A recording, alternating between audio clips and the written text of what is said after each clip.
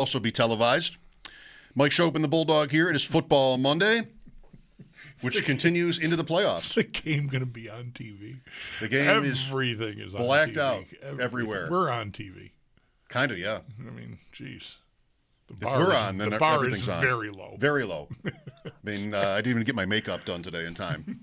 Here's Eric Wood with us on the West Her Hotline. Here we go, Eric. All we've talked about all season, in the books. I don't know if it ever really meant a lot, just big conclusions about the Bills. We were talking about this at the beginning of the show today, how I would say a lot of our general expectations for the Bills were met, pro and con, this year. But they just had a team in their division outrace them, which means, of course, that here we go, on the road. Yeah, absolutely. Yeah. I mean, 12 wins on a season where your defense gets banged up a bunch early. The defensive line isn't what quite you thought it was. You had some sloppy games, and you still win 12 games, and you're in the dance. And like you said, the AFC was very top-heavy this year. I know it only makes a difference of 2 or 3 games, but if you got to play the bottom feeders this year, it was definitely a benefit. But you see these teams like Denver, Jacksonville, New England kind of outpacing some of a team like the Bills, where you would expect them to be sitting atop the AFC East again. But to me, you roll into the postseason fairly healthy. We'll see if we get an update on Ed Oliver. If he can make it back, you'd certainly love to have Michael Hoyt to be able to potentially get some more pressure on quarterbacks with a 4-man rush. But all in all, fairly healthy heading into the dance. Yeah, the only damage yesterday was that Prater aggravated that the injury that had kept him out for a couple of weeks, and Hairston got dinged pretty late in the game. And I don't know, Eric, you can always complain about choices that are made, but I saw that happen and thought, man, why is he still playing? And then I looked at who was dressed for the game and went, okay, I mean, he's the low man on the totem pole, I think, at this point. Everybody else, Lewis was playing nickel, right? The safeties were kids. What are you supposed to do? Just tough luck, I guess, in the end.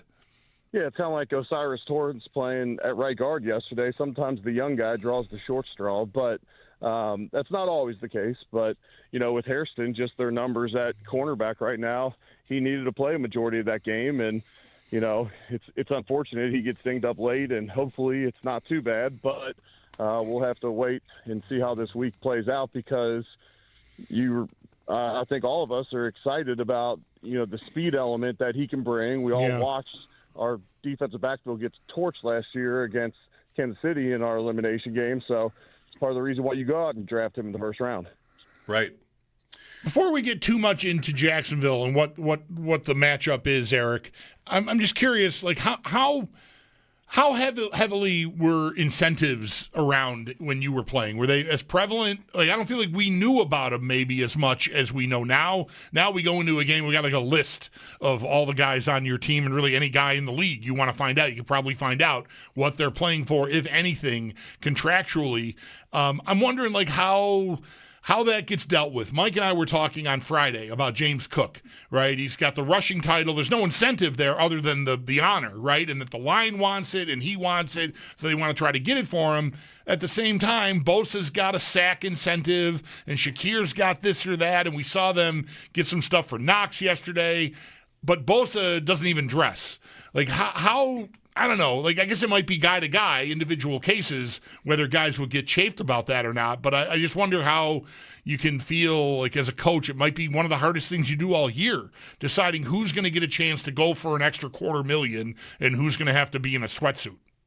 No, that's honestly a great question. And to answer your question, I don't believe they definitely weren't as publicized at the time, the incentives like they are now. And I don't know if that's people getting better access to the contract information, or if it's just kind of the day and age of social media where they're just looking for anything to get some clicks and get some views. And to me, those are interesting, especially when it comes to fantasy football and whatnot as well.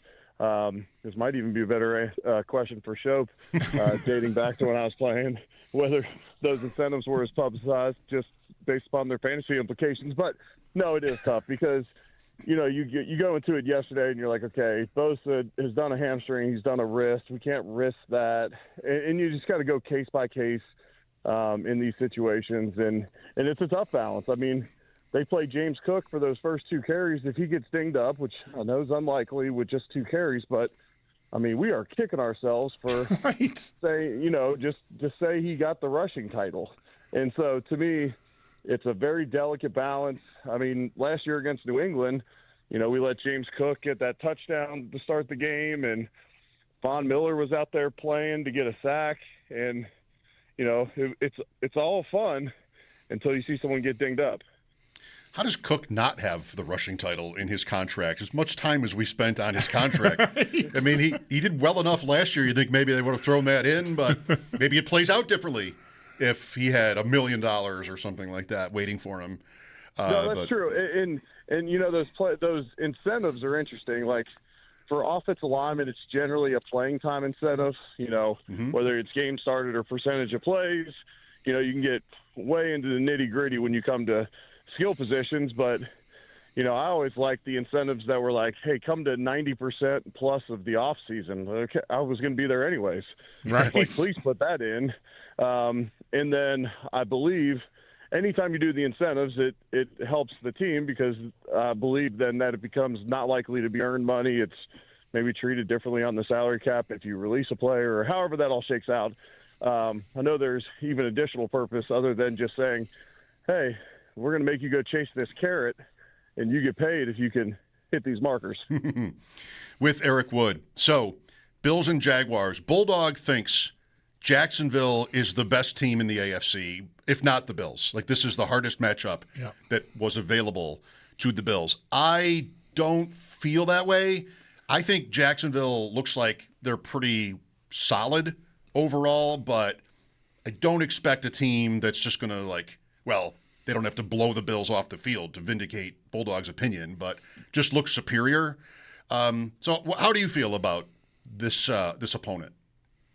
Yeah, they've looked great on this 8-game stretch. They're averaging winning by something like 19 points. Their defense has played well. They've caused a ton of turnovers. They forced the most in the AFC, second most in the league. Their run defense has done a great job. Some of these opponents they face aren't super run-heavy teams, but all that being said, they got the number 1 rush defense in the league, which generally means you can force teams to be one-dimensional. Now, their sack numbers aren't super high, but then they do force turnovers, which makes you think, okay, they're getting pressure and they're making the quarterbacks put the ball in harm's way. A couple of their games this morning on the condensed copy. They also get some freebies in the Denver game ago. I mean, Bo Nix and Harvey, they just fumble a QB read play in the backfield. Yeah. So they've had some fortunate luck too, which you have to if you're going to go on an 8-game win streak. But all that being said, they're a solid team, and Liam Cohen has done a great job with Trevor Lawrence. He's playing more decisive, more aggressive. He's taking off and running more, especially down the red zone, to where I don't know if it's in the past. They were saying, Peterson coming from Philadelphia, watching Carson Wentz and Foles and those guys get hurt and say, okay, well, don't take off and run as much. But he's playing very aggressive right now, and I give him a lot of credit because even dating back to when I was calling games for ESPN and ACC Network, I covered a few of Trevor Lawrence's games, and I thought he was always kind of a slow processor with a long release. So if it's not a super clean look, at times he can kind of get stuck in the pocket, and it just takes too long. And I feel like this year he's playing a lot more sudden and making quicker decisions. Yeah, their run defense is really the beginning of it for me, Eric. The turnovers can cut both ways. They're having the year the Bills had last year, really, as far as the takeaways go. And that extended into the playoffs for the Bills, certainly against Baltimore. They don't win that playoff game against Baltimore without the 3 takeaways and not giving it away at all. So, but that can also dry up at any moment. The run defense, to me, is the thing. And sure, I mean, they faced Jonathan Taylor twice, but maybe the rest of it is not so tough.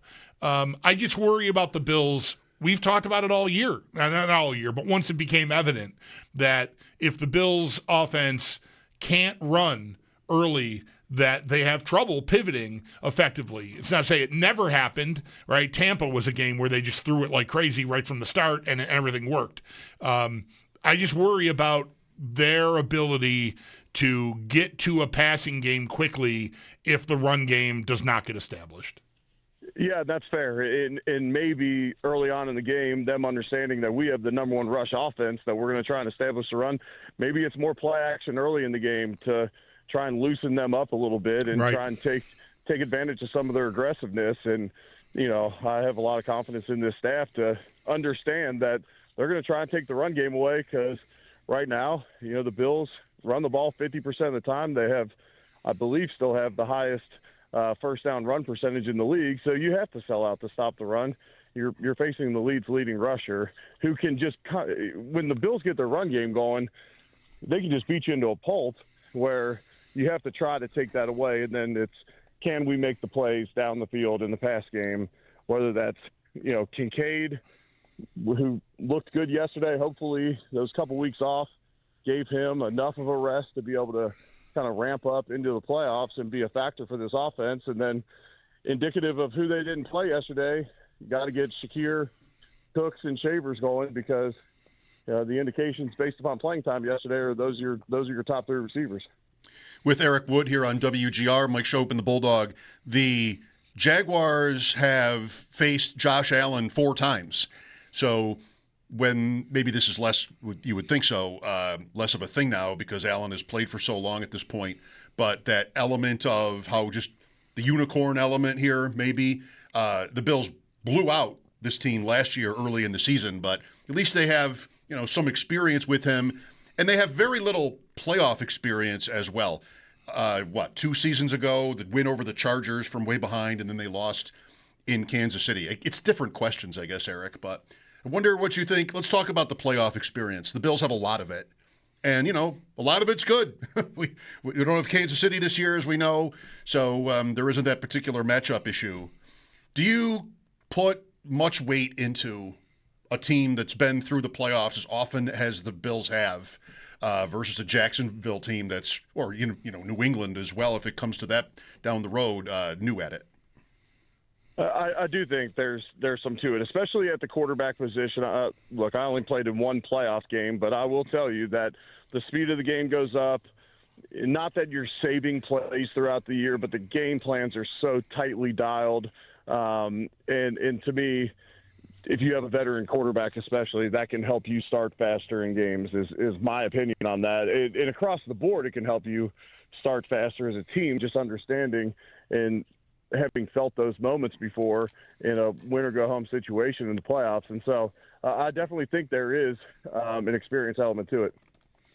One thing about Jacksonville, too, they had one night game, and that was against Kansas City in Week 5. They also played a game in the morning in Europe, and they got crushed by the Rams, but also before their bye week. So, it's not a team that's had a lot of high-visibility games, playoff games, and, likewise this year, just one game in prime time. So they might, not to the coaches or the players, but they might be a little bit of an unknown to most of the fans, would you say? No, I agree with that. And then, even taking that to Trevor Lawrence, he has not played his best football in big moments in the playoffs and whatnot. So, whether it's Trevor Lawrence, whether it's a Bo Nix or a Drake May or whoever kind of steps up at the quarterback position, I guess if Aaron Rodgers or Josh Allen does it, it won't be a surprise. But if it's not the Bills coming out of the AFC, we're going to all be sitting around this offseason saying, man, Bo Nix is the real, we saw what he did in the playoffs, or Trevor Lawrence or Drake May or whoever that guy is if it's not the Bills. How much familiarity how much does familiarity come into play when we're talking about this scheme that they'll be playing against the Bills? Liam Cohen, his first year there, so it's a new scheme there. But, he's been around in the NFL, offense coordinator with the Rams. He's from the McVay tree. Is there, and of course Tampa right before he got here, he did a great job with Baker Mayfield last season. Is that, because I know I'm just thinking about if the Bills had played Baltimore, we would have been talking with you and everyone we will talk with all week long about how familiar McDermott and the defense are with defending Jackson and defending Henry and discipline in your rush lanes and all this stuff. I don't think there's a lot to go on matchup-wise with Liam Cohen's past. No, yeah, I see that, to where you're going to really have to dig in on the games. It's much different if it's someone in the division that you've played multiple times, or Kansas City who's had the same offensive coordinator, defensive coordinator forever. There is definitely a comfort level as you start the game plan that week, knowing what these schemes generally look like, and for the different schemes and whatnot. They all come from similar coaching trees, but you got to find out the little nuances of these schemes earlier in the week, to where, you give Josh Allen the day off yesterday, and there's a high likelihood that we're going to be facing the Jaguars. It wouldn't surprise me if, there was a little prep on a potential matchup this week with the Jaguars to just further familiarize yourself. But that's part of the value of getting that full week off, and Josh knowing he's only playing one snap, because it's that mental recharge as well, where you don't have to dig in on a game plan for the Jets. So, Eric, of course, the end of the stadium, probably at least yesterday. What are a couple of the visuals you'll remember most? Yeah, at halftime, getting to be out emceeing the halftime deal with me, Jim, and Andre spoke. They did a video with Marv Levy, and then there was 16 other Bills legends out there. That was really cool to be a part of. And I told my wife, I was like, thank God I had the microphone and I was emceeing it, or otherwise I wouldn't have been a part of it. And I'm just being realistic. So I'm excited that I got to kind of lead that one and be a part of that. And then after the game, I thought Chris's send-off was incredible, which then led into the video with the music going and all that. And that's when it really started to sink in, when most of the fans were not leaving their seats. CBS is showing visuals of fans crying in the stands, and that building means a ton to me.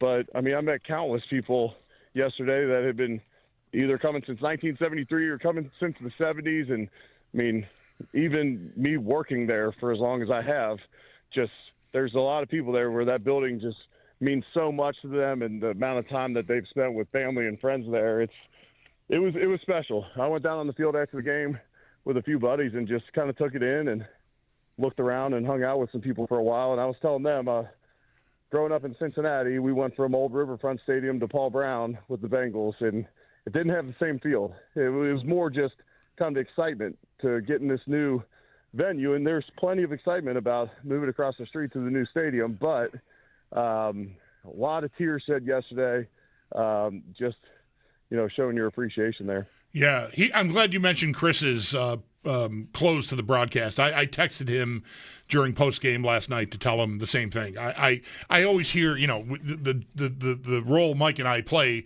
in the whole thing. We're standing by as you guys are closing out from the broadcast booth. So I often hear your sign off. Last night I made sure to get upstairs because I was working from home on postgame. Get up to the attic in time, so I didn't want to miss anything either one of you had to say. And Chris's presentation and delivery were tremendous. Yeah, that's when, as a color guy, you lay out and you just let him do his thing. He prepped for that, and I thought he did a remarkable job. And then, like I said, leads right into the video with the music playing behind it, which is always gonna stir up some emotion. So it was a special night. And although we move up one seed by getting the win, I'm sure glad we beat the snot out of the Jets there, to where everybody, there's no kind of bittersweet moment there. Yeah, I mentioned this to Sal. Obviously, the stake of the game moving from the 7 to 6 is not the same as getting the berth in your first Super Bowl as a franchise. But Sal always makes the point about the second half of the 51-3 AFC title game, the first one against the Raiders, how the second half, you're just there with 80,000 people and you all know what's happening. And it's just like a comfortability that you just don't normally get at a sporting event, and it's rare. This game also had that, and again, the stake was nowhere near as large, but given the circumstances, the stadium closing, you don't have to sweat the result of the game, and that, I think, made it all the sweeter for everyone there to celebrate the stadium. Yeah, I agree 100% on that. See, Eric, we do listen at the end. I respect that. What a great honor for you to have that halftime distinction. So cool. Good for you. Yeah, I was extremely honored. to be able to be out there with those guys. And, it's like the bond of those 90s players, and we do have my era in the 2010s, we do have a bond, and we see each other, we still text and talk, but it's nothing like going to 4 straight Super Bowls together. It'll likely not be anything like what these guys are experiencing now either. And just anytime I get around those, the group of 90s Bills guys, or even just before that, it's always a ton of fun just to see their connection. And so it happens when you're that successful and you have all the continuity, those relationships just build and build and build. Thank you for today, Eric. Enjoy Jacksonville, and we'll talk next Monday. Sounds good. Looking forward to it. All right, there's our man Eric Wood. His appearance every week here on WGR is brought to you by Northwest Bank. For what's next, get started at northwest.com, and by Northtown Kia, Western New York's #1 Kia dealer. Shop at northtownkia.com. I really would defer to Sal on this. I brought this up with you yesterday. I wonder if it's a fair criticism that the Bills should have had one more corner or defensive back available yesterday. I couldn't tell from Sean McDermott whether he was trying to get that point across, but he did mention, this is what we had. Just that there are so many, logistics, but all the movement with the practice squad, I couldn't really tell you if that was a mistake. I think the choice comes down to whether or not you wanted to play a second of your regular offensive lineman the whole game. That's what it comes down to. And you could have done that. You could have had David Edwards play, or Brown, or whatever, and had brought up Dane Jackson, and then you've got another corner, but something happens to one of your linemen. I don't know. You could get into the weeds pretty far on where do you trust your depth more. Off of yesterday's game, you might be inclined to go, their line looked great. I mean, they didn't give up a single sack, not even a pressure. But again, consider what you were playing against. I don't know. It's tough. There certainly is a different choice they could have made. There's no question about that. But once the choice was made, and I respect wanting to protect the line. Like, the line outside of Allen is the strength of their offense. So let's try to keep that intact. I lost last year's playoff game, though, because I lost a DB. I lost Benford. Yeah. I think that was the biggest thing that went wrong for them that day, having to play Elam the whole game. But I'm not sure that's even the right comparison to make. Yeah. 8:03